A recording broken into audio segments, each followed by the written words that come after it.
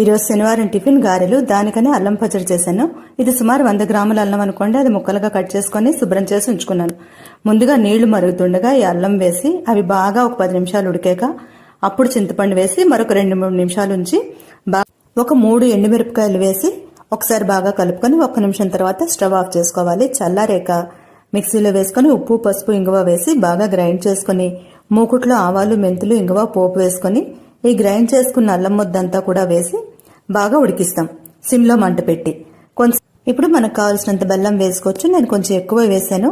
అలాగే కారం కూడా తక్కువే వేసుకోవచ్చు, ఎందుకంటే అల్లం ఘాటు ఉంటుంది కదా, ఎక్కువ కారం అయితే తినలేం. మళ్ళీ కొంచెం దగ్గర పట్టాక చూసి స్టవ్ ఆఫ్ చేసుకోవాలి. మన పెద్దవాళ్ళు మాట చెప్తూ ఉంటారు, తింటే గారెలే తినాలి, వింటే భారతం వినాలి.